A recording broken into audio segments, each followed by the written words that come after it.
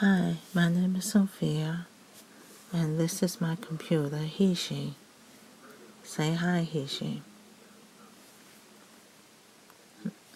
This is my toolbox, and these are my tools. I know they're a hot mess, but this is how I plan to fix them, with paper mache. These are examples of my after pictures. So let's get started, shall we?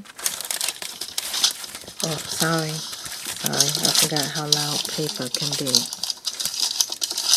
So what I did was line the bottom of my tool chest with an ad, and I'm just going to take a pencil or pen, or in this case a marker, and you just mark around the edges.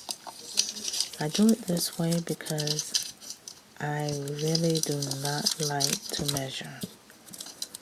I mean, that's like one of my top pet peeves, measuring. So now we just cut this out. We're cutting out the stencil.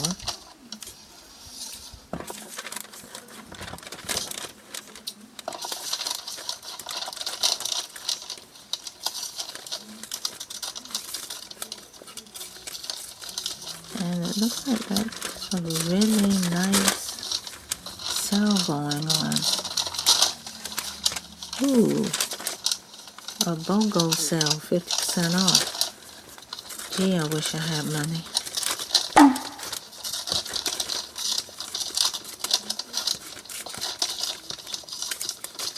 I guess you're saying, don't we all?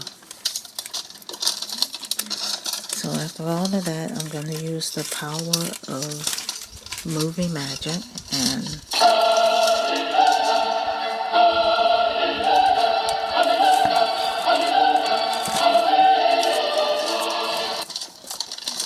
now we have our stencil. So now we take our stencil and we grab some cardboard, or a cardboard box in this case, and we just cut around the edge of the stencil. I'm going to try to cut out 4 pieces from this one box, which I do manage to do, and I do give you a warning. Please, please, please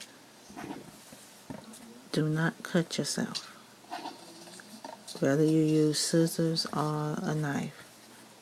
So here's the boxes. I came up with 4 pieces, just large enough to fit into my tool chest. And now I'm making strips that I'm going to use to put around the edges. You'll see what I'm talking about in a moment. So I need all of these strips to be the same size.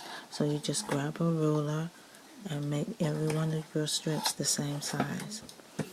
I can't tell you how many strips I used because it's different for different people, different boxes. But you just cut out how many of them you need, and I'll show you how to use those in one moment.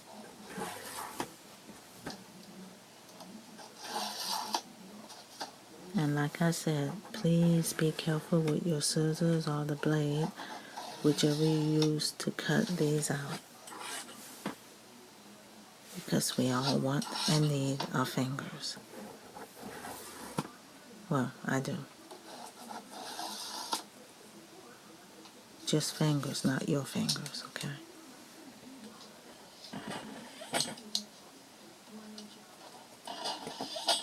Oh, and don't forget those little scrap sheets. You can use those also to cut out. I'm a holder. I don't like to throw away scraps. So now we use my trusty hot glue gun.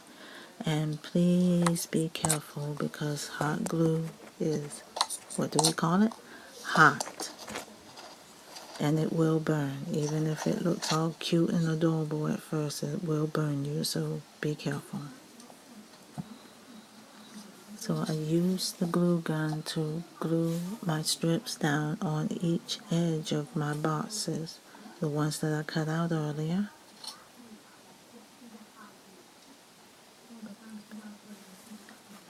And like I said, be careful. It makes it easier also to take the strips and bend them a little so that you can just lay them down as you go.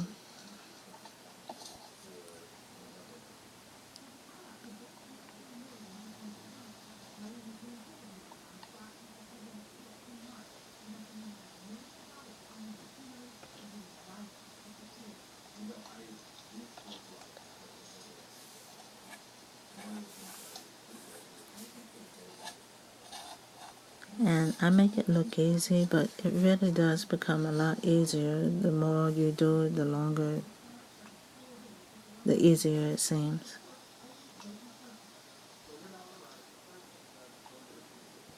And you're basically going to do that for all 4 sheets. And plus I'll show you a nice easy way to do this just in case your strips aren't long enough. But you just put the glue on, you hold it down for a second. It really doesn't take it long for it to harden and hold your pieces together.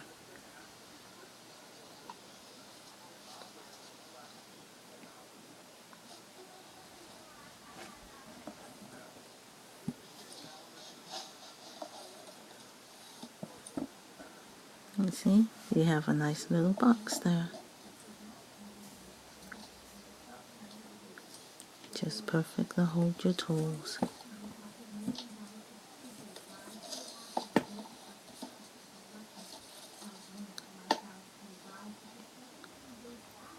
I just decided to do this because I couldn't find any tool accessories that would hold my tools and give me the room I needed for my box.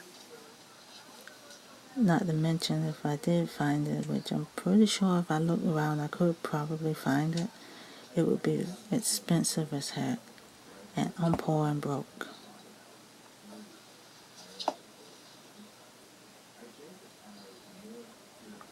Okay, so now we're at the end here. And what I want to do is use another piece. Well, once we get this straightened out, we'll use another piece. And I'll show you how to add that piece onto it. You just put glue onto the piece you already have and around the edges. And then you take your new strip. I know I said strip. And you glue it down across. And it just continues all the way around. When you get to a corner where you have to go around the edge, I think I showed that to you earlier. You just do your little folds ahead of time. And then you take your glue gun and put it around the edge.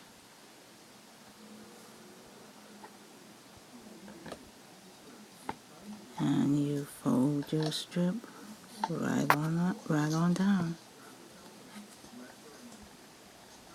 Easy peasy.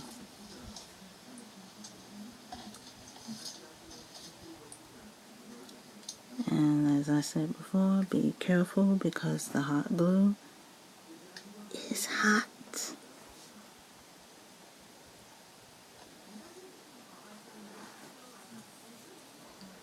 So the next thing I did is to use the leftover strips or to create more strips to put all of my tools in. I'm just measuring them out, giving a location for each one, and I put a long strip down the center so that everything can be attached.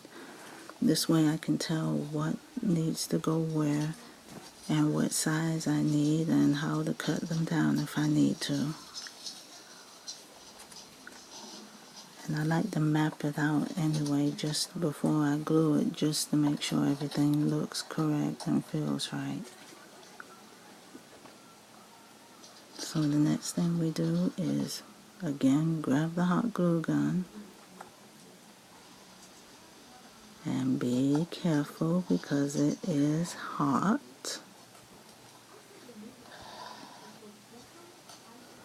And then we just start gluing down our little side pieces. And like I said, it only takes it a second.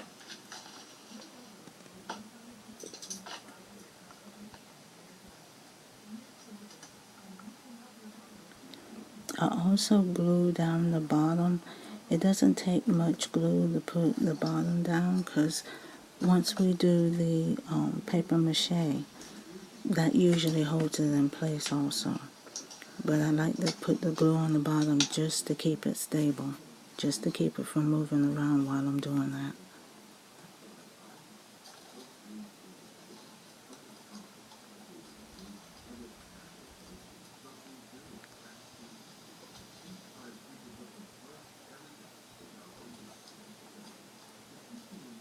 And just piece by piece, easy peasy.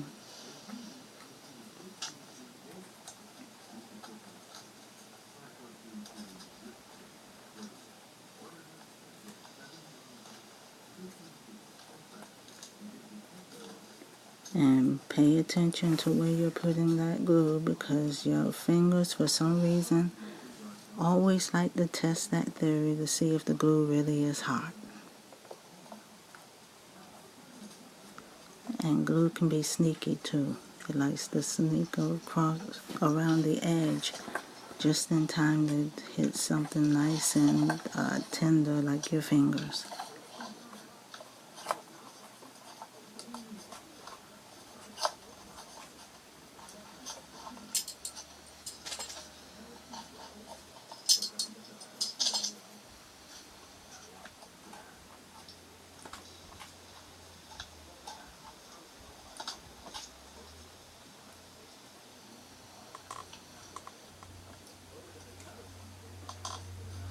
I know, I'm a tool collector.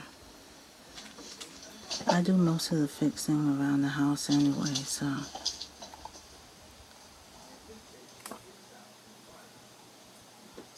Now, if the glue gets hard and doesn't stick automatically, or if you mess up or something, the glue, once it cools down, it becomes really easy to peel that back off and just start again.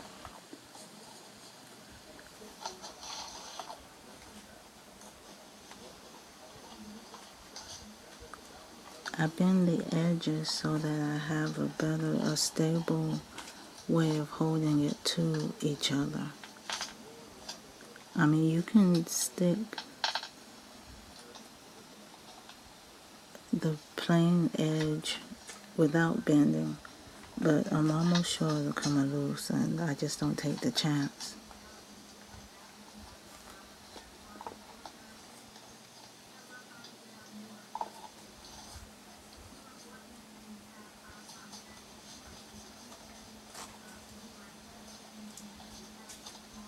And you just measure, bend, and stick.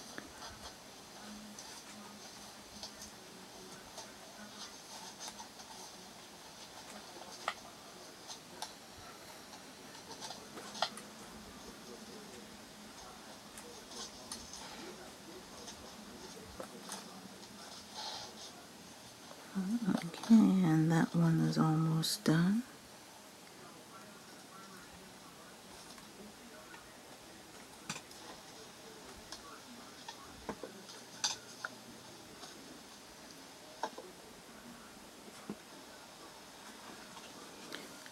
And I did the same thing here with my hammer. I wanted it to be a little more specific, because I want every one of my tools to have a place for themselves, with the exception of my tiny little teeny tools where I put them all in one group. At least all of them are the same tool. My hammer, I wanted it to have its own specific place. Screwdrivers, same thing. And this one is basically the same thing. I'm just fitting the strip around the item, the tool that I want to be in that position, and then just gluing it down.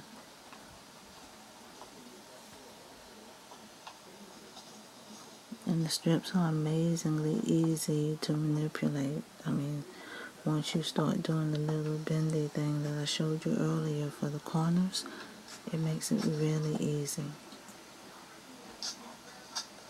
Once you get started, you can just remove the tool and continue.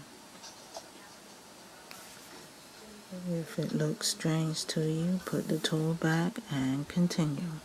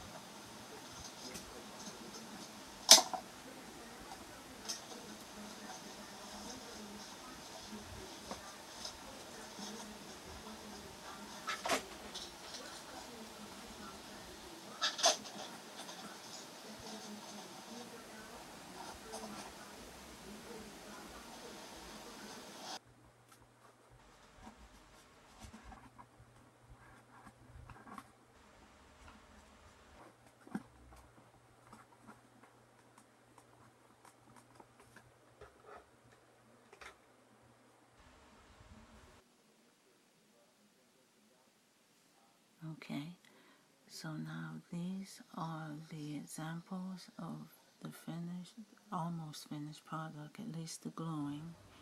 And then next we are going to work on the paper mache. So this is my container that I put my concoction into. It's just a plain hair container, an old hair container that I took the plastic and everything else off of. It's watertight, which is really great. And this is my milk. I'm joking. That's my white glue. It's the industrial bottle. So usually what I do is pour half and half the glue and water into that container. And here I'm just doing it by eye because I don't want to put it into something to do the half and half. I'm just being lazy. But you pour your water into it.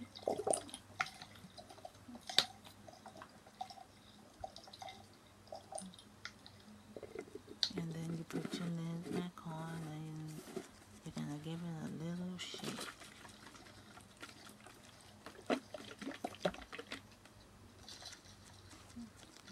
Shake it like you mean it. Now, I think this one is a little bit watery, and you can tell just by looking at it. It shouldn't drip down like that.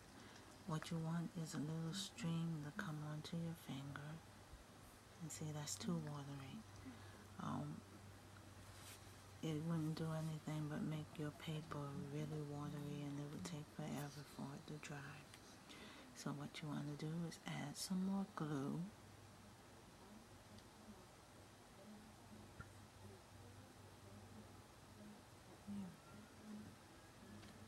There we are. And then you'll put the lid back on and do some more shaking.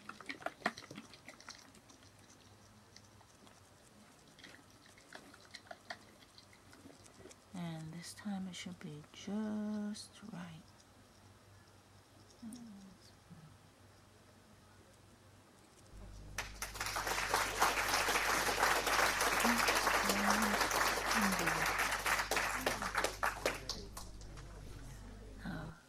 I usually put mine into a flatter container because it just makes it easier. I don't have to dip my finger all the way down into my whole container to get it to come out. And this is just an old, I think it was a vegetable or fruit container that I kept, washed it out, and now I'm using it. The paper I'm using is just torn up strips of ad. You can either tear it up by hand, which I really don't usually do unless I just have a certain look that I'm looking for.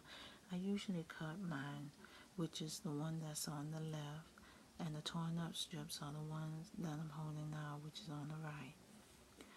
The torn up strips are usually too big for me, and they're kind of a hassle to get the glue off of, and I like my glue to be even on all forms, because I'll pull it off and then flip it over and then pull more off. It really doesn't take much glue to do what you do to paper mache. In fact, that container, once I fill it up, it'll probably last me about a year or half a year at least, depending on what projects I'm doing. And basically, we're just gonna do paper mache. Now, you can do, on average, I do about 2 coats of paper mache. I'll do one, let it dry, and then do the second one just to keep it stable. The more paper mache you do, the thicker it is, the better. This is just an example of the strings that I put earlier to show you how to lift them. And these are what they look like before the tools and after.